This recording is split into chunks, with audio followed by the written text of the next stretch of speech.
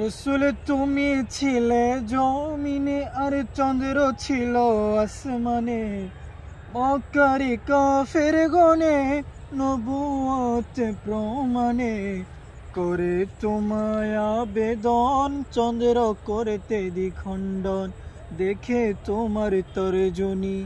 ইয়া রাসূলুল্লাহ ইয়া হাবিবাল্লাহ, দেখে তোমার তর্জনী চাঁদ হয়ে যায় কুরবানি।